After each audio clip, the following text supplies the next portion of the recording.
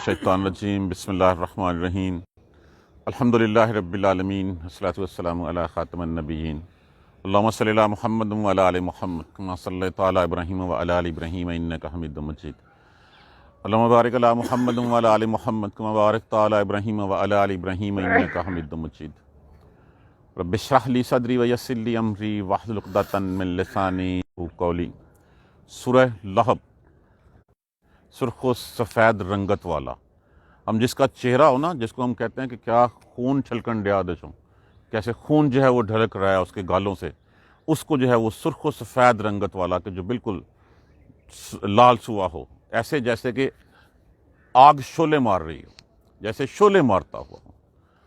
لہب بیسیکلی کنیت تھی حضور صلی اللہ علیہ وآلہ وسلم کے سگے چچا، جس کا نام تو عبد العزیٰ تھا۔ عزیٰ ایک بت کا نام تھا، بت کا بندہ۔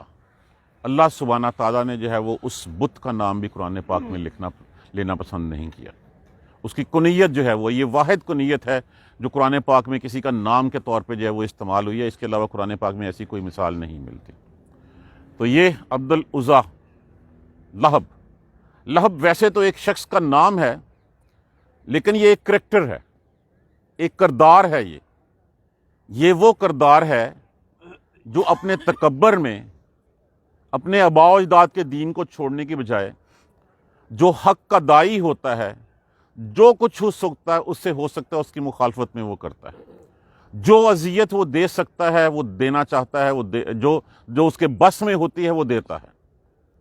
اور یہ کریکٹر صرف اسی وقت نہیں پایا جاتا تھا، آج بھی اگر حق کا کوئی داعی، بشرط یہ کہ وہ سچا حق کے لیے داعی ہو، اس کا کوئی ذاتی مفاد اس میں نہ ہو، اگر اس کی کوئی مخالفت کرے گا تو جو انجام جو ہے وہ ابو لہب کا ہوا تھا، اس کے یہاں پہ داعی کے خلاف ہونے والے کا بھی انجام وہی ہوگا۔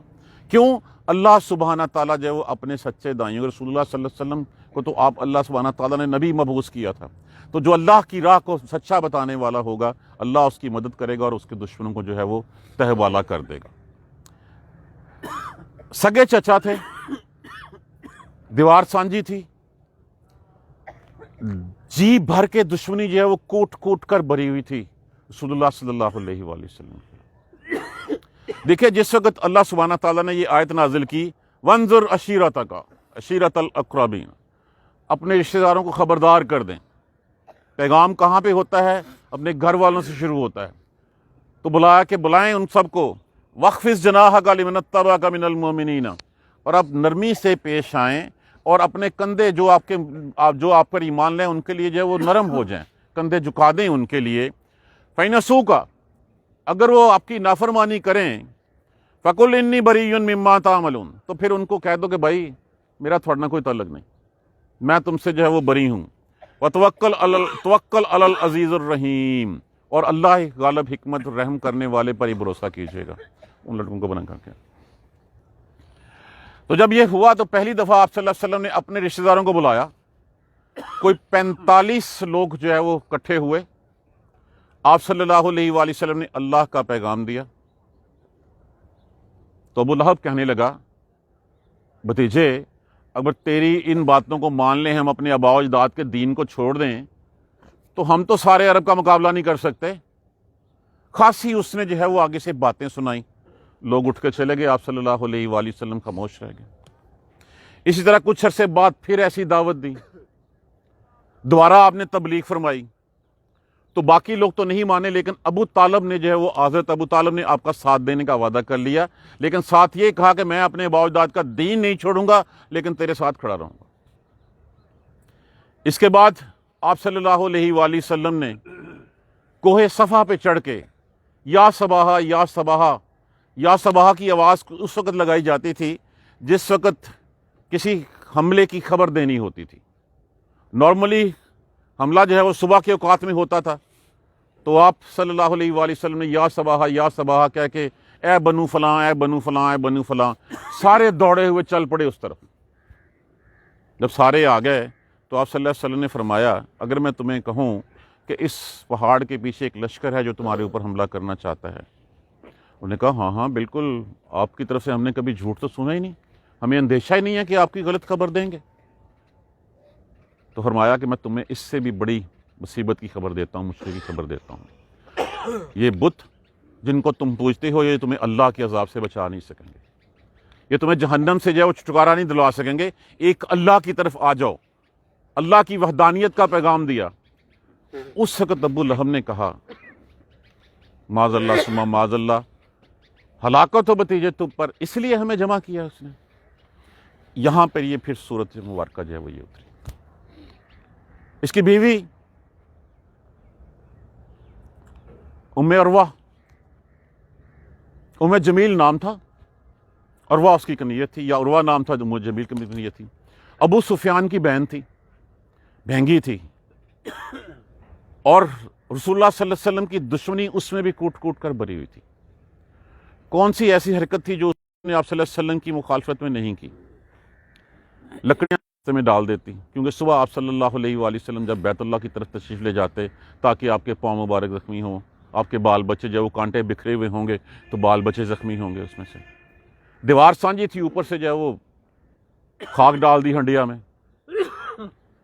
جب یہ صورت اتری تو پھر اس وقت جو ہے وہ بڑبڑاتی ہوئی گئی خانہ کعبہ میں کہ آج میں جا کے محمد صلی اللہ علیہ وآلہ وسلم کی معاذ اللہ اس کو پوچھ کے آؤں گے کہ یہ ہماری ہجو کرتا ہے۔ تو رسول اللہ صلی اللہ علیہ وسلم کے ساتھ سے صدیق اکبر رضی اللہ تعالیٰ عنہ کہا یا رسول اللہ وہ آ رہی ہے، غم نہ کر، یہ مجھے نہیں دیکھ سکے گی۔ وہ آئی اور آ کے کہا کہ رسول اللہ صلی اللہ علیہ وسلم نے جو ہے میری ہجو کی ہے، مجھ پہ ہم پہ تنقید کی ہے۔ تو صدیق اکبر رضی اللہ تعالیٰ عنہ نے کہا تنقید محمد نے نہیں کی صلی اللہ علیہ وآلہ وسلم، یہ اللہ نے کی ہے جو تمہاری تم لوگوں کی۔ اب اسی کے بارے میں اس کے گردن میں ایک بڑا قیمتی ہار ہوتا تھا اس کے پاس، وہ کہتی تھی میں نے اس دشمنی سے باز نہیں آنا، میں اس ہار کو بھی بیچوں گی اور محمد صلی اللہ علیہ وسلم کی دشمنی پہ لگا دوں۔ یہ حال تھا اس خاندان کا۔ ابو لہب کی بات کریں تو انتہائی بزدل تھا، انتہائی بخیل تھا۔ جس وقت آپ صلی اللہ علیہ وآلہ وسلم اس دنیا میں تشریف لائے تو اس وقت چونکہ حضرت عبداللہ آپ صلی اللہ علیہ وسلم کے والد محترم تو اس دنیا سے جا چکے تھے، تو جو بڑا چچا ہوتا تھا وہ باپ کا قائم مقام ہوتا تھا۔ تو نہ بادل نہ خواستہ بھی اس نے جو ہے وہ جس وقت خبر آئی تو ابو لہب نے جو ہے وہ اپنی لونڈی صوبیہ کو آزاد کر دیا، اس لیے کہ لوگ کہیں نا کہ اس کا تو باپ نہیں تھا، تو باپ کی جگہ تھا نا، کچھ کر دے۔ انتہا درجے کا بخیل تھا اور بزدل اتنا تھا کہ بدر سے پہلے جب قریش کٹھے ہونے لگے، مشرکین کٹھے ہونے لگے، تو اس نے کسی شخص سے 4000 جو ہے وہ درہم یا دینار لینے تھے، اپنی جگہ اس کو تیار کیا کہ تم چلا جا میری جگہ لڑائی کے اوپر، تو پھر میں جو ہے نا وہ تم سے یہ پیسے نہیں لوں گا۔ اس کو بھیج دیا، خود نہیں گیا، ڈر کے مارے کہ کہیں میں مر نہ جاؤں۔ دشمنی میں اس حد تک آپ صلی اللہ علیہ وآلہ وسلم کی 2 بیٹیوں کے نکاح اس کے 2 بیٹوں عتبہ اور عتیبہ سے ہوئے تھے اور ابھی رخصتی نہیں ہوئی تھی۔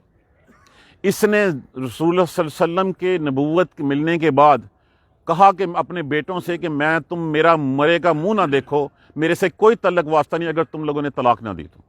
اس نے طلاق دلوا کے بس کی اس بات، اور اس کے ایک بیٹے عتیبہ نے تو معاذ اللہ ثم معاذ اللہ بہت ہی مذموم ناپاک حرکت کی، آپ صلی اللہ علیہ وسلم کے اوپر تھوکنے کی کوشش کی۔ رسول اللہ صلی اللہ علیہ وسلم نے کبھی کسی کو بد دعا نہیں دی، لیکن اس کے لیے کہ اللہ اپنے بھیڑیوں میں سے کسی بھیڑیے کو اس کے اوپر چھوڑ دے۔ یہ شام کے سفر میں گیا اور باوجود اس کے کہ حصار اس کے گرد باندھا گیا تھا، ایک بھیڑیا آیا اور اس کو کھا کے چلا گیا۔ اور ابو جہل خود جو بدر سے جو ہے وہ جان چھڑا رہا تھا، مشرکین کے ساتھ گیا نہیں، اپنی جگہ کسی کو بھیج دیا۔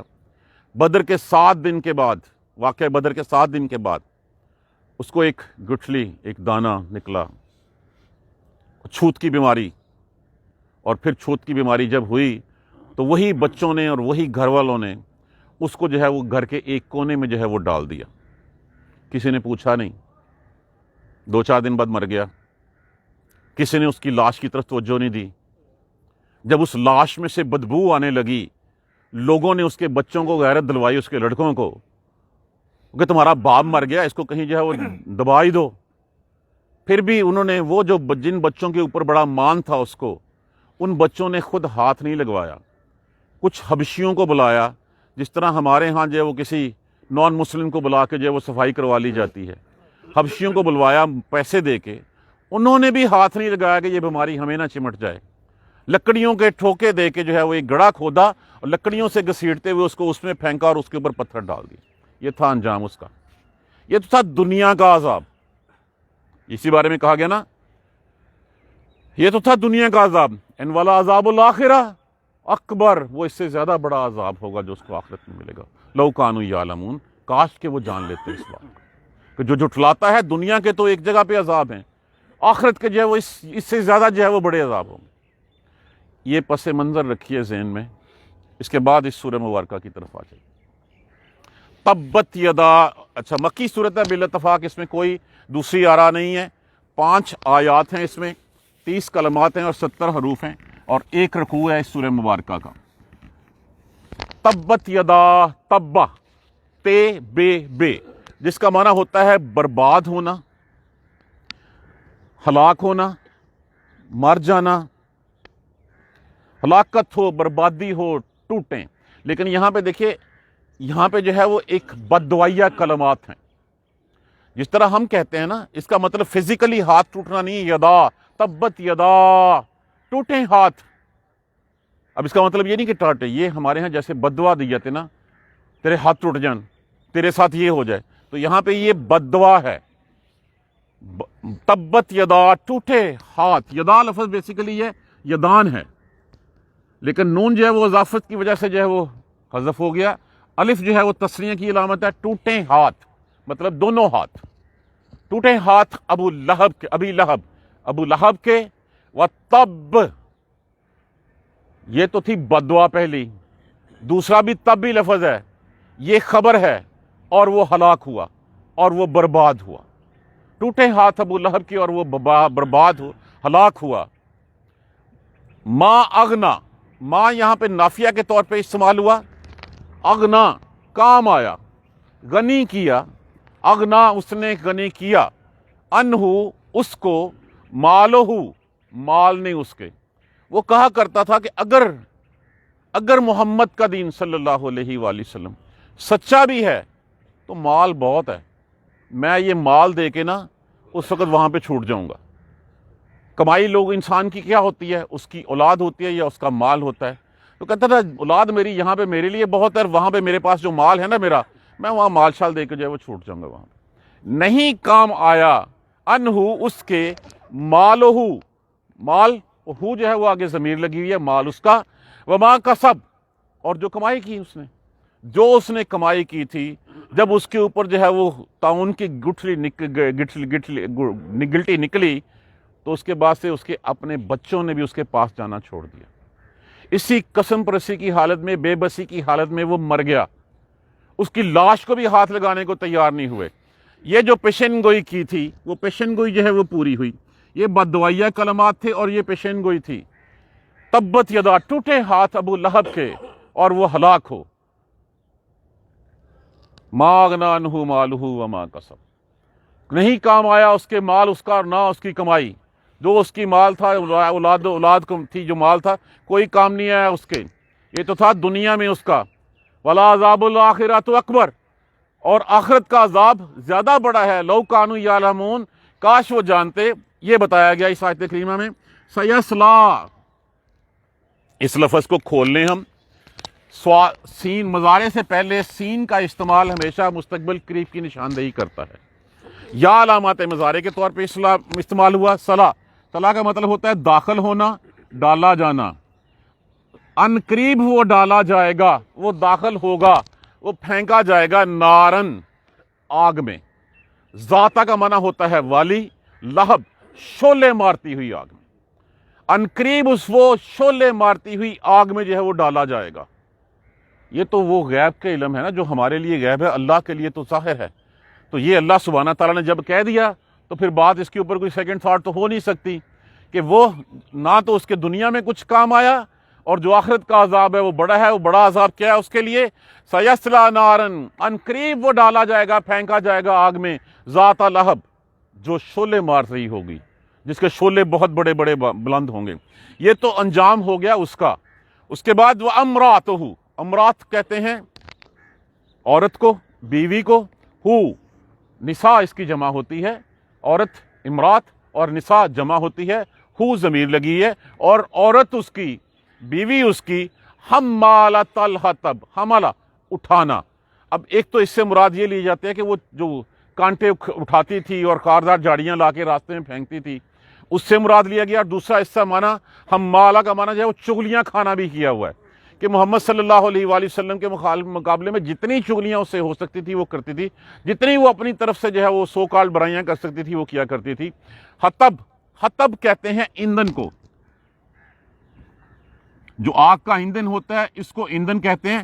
تو یہاں پہ کہ حمالۃ الحطب، وہ ایندھن اٹھائے ہوگی، کہ وہ جو جس شعلے مارتی آگ میں اس کو ڈالا جائے گا، اس کی وہ بیوی جو اس کی ساتھی تھی وہ اسی میں لکڑیاں اور ڈالے گی تاکہ اس کی آگ جو ہے وہ اور بھڑک سکے۔ اس سے مراد یہ لیا گیا حمالۃ الحطب، کہ وہ لکڑیاں اٹھائے ہوئے ہوگی۔ کچھ مفسرین کرام نے اس کو جو ہے وہ ماضی سے لیا ہے کہ جب وہ اٹھاتی تھی، لیکن اٹھانے والی بات تھوڑی سی دل کو نہیں لگتی کہ وہ سرداروں کی بیٹی تھی، سردار کی بیوی تھی، مال کی اس کے پاس کمی نہیں تھی۔ تو یہاں پہ یہ اس سے مراد یہی لیا گیا کہ اٹھائے ہوگی ایندھن، وہ لکڑیاں اٹھائے ہوگی، وہ لکڑیاں اس آگ میں ڈالے گی جس میں جو ہے وہ ابو لہب جو ہے وہ جل رہا ہوگا۔ فی جیدہا، اور اس کے بارے میں بھی پھر اس کا انجام بھی بتایا گیا۔ فی کا معنی ہوتا ہے میں، جید کہتے ہیں گردن کو، وہ گردن تھوڑی سی جو لمبی ہوتی ہے، جیسے میں نے عرض کیا کہ اس کی گردن میں ایک ہار ہوتا تھا، اور اس کی موت کا باعث بھی وہ ہار ہی بنا، کہ وہ ہار جو ہے وہ کسی جگہ بیٹھی تھی تو تھوڑی سی کہیں سلپ ہوئی یا گری، وہ ہار کہیں پھنسا اور اس کے گلے، اس کو جو ہے وہ پھر پھندا بن گیا اس کے گلے کا۔ دنیا میں اس کا انجام یہ ہوا تھا، اور آخرت میں اس کے لیے کہا گیا ہے فی جیدہا، اور گردن میں ہا اس کی، حبلن، حبلن کہتے ہیں رسی۔ یہ عام لفظ ہم نے واعتصموا بحبل اللہ، پکڑ لو اللہ کی رسی کو، تو حبل اللہ اللہ کی رسی، حبل الرسول رسول کی رسی، تو یہ رسی معنی ہے اس کا۔ اور گردن میں ہوگی اس کی رسی من مسد، مسد کہتے ہیں کسی بٹی ہوئی چیز کو، نارملی اس کو مونچھ کی، لوہے کی بھی کہہ سکتے ہیں۔ ایک ہوتی ہے عام رسی، حبل من مسد، رسی بٹی ہوئی رسی اس کی ہمیشہ سٹرینتھ کو جو ہے وہ زیادہ کر دیتی ہے۔ کوئی چیز جو عام ہوتی ہے اس میں اتنی طاقت، اتنی سٹرینتھ نہیں ہوتی، لیکن جب اس کو بٹ دے کے، اس کو بل دے کے بٹ لیا جاتا ہے، اس کی سٹرینتھ، اس کی طاقت جو ہے وہ بڑھ جاتی ہے۔ تو یہاں پہ یہ کہا گیا کہ اس کی گردن میں ایک بٹی ہوئی رسی ہوگی اس چیز کے ساتھ، اور یہ بھی کہا گیا ہے کہ یہ جو رسی ہے نا، یہ بٹی ہوئی رسی آگ کی رسی ہوگی، اور اس سے اس کو جو ہے وہ عذاب دیا جا رہا ہوگا۔ تو یہ جو کریکٹر ہیں، یہ ہیں تو نام لیکن یہ کریکٹر ہیں۔ یہ کریکٹر اس وقت رسول اللہ صلی اللہ علیہ وسلم کو اذیتیں دیتے تھے۔ آج کے دور میں بھی جو کچھ لوگ ہیں جو ایسے کردار ادا کرتے ہیں، اپنا تن من دھن جو ہے وہ دین کے خاتمے کے لیے، دین کو مٹانے کے لیے جو ہے وہ لگا دیتے ہیں، ان کا انجام بھی یہی ہوگا۔ وہ دنیا میں بھی جو ہے وہ اسی طرح ذلیل و خوار ہوں گے جیسے کہ ابو لہب اور اس کی بیوی ہوئی تھی، اور آخرت میں بھی ان کے لیے وَلَعَذَابُ الْآخِرَةُ اکبر، بڑا عذاب ان کا انتظار کر رہا ہے اگر وہ سمجھ جائیں کہ دین کے مخالفت کیا ہوتی ہے۔ ترجمہ پھر دیکھ لیجئے، تبت یدا ابی لہب وتب، ٹوٹے ہاتھ ابو لہب کے اور وہ ہلاک ہو، برباد ہو وہ۔ ما اغنی عنہ مالہ وما کسب، نہیں کام آیا مال اس کا اس کے، وما کسب، اور نہ اس کی کمائی، جو وہ کماتا رہا، جو مال تھا، جو اولاد تھی، کوئی کام نہیں آئی۔ دنیا میں بھی جب اس کے اوپر مشکل وقت آیا کوئی ہاتھ لگانے کو تیار نہیں ہوا۔ جس طرح فالتو چیز سمجھ کے ایک کونے کھدرے میں پھینک دیا جاتا ہے، وہیں پھینکا رہا، اور جب مر گیا تب بھی کسی ہاتھ نہیں لگایا۔ پنجابی کہتے ہیں چوڑے نو بلا کے پھر اس کی لاش جو ہے وہ کسی گڑھے میں گرائی گئی۔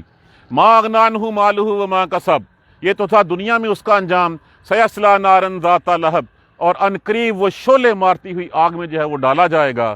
امرأتہ، اور بیوی اس کی، حمالۃ الحطب، وہ ایندھن اٹھائے ہوئے ہوگی، فی جیدہا، اور گردن میں اس کی، حبل، رسی ہوگی، من مسد، بٹی ہوئی رسی اس کی گردن میں ہوگی۔ اللہ سبحانہ تعالی ہمیں محفوظ رکھے۔ جزاک اللہ خیر۔ سبحانک اللہم و بحمدک، اشہد ان لا الہ الا انت، استغفرک و اتوب الیک۔ یہ وہ کریکٹر ہے جو نام بھی تھا، جو اس کا انجام تھا، وہ انجام جو وہ اپنے کو پہنچ گیا۔ آخرت میں جو عذاب ہوگا اس کو، وہ تو عذاب بڑا اللہ نے جو ہے اس کے لیے رکھ چھوڑا ہے۔ اللہ سبحانہ تعالیٰ ہمیں سیدھے راستے پہ چلنے کی ہمت اور توفیق دے۔ جزاک اللہ خیر۔ سبحانک اللہم و بحمدک، اشہد ان لا الہ الا انت، استغفرک و اتوب الیک۔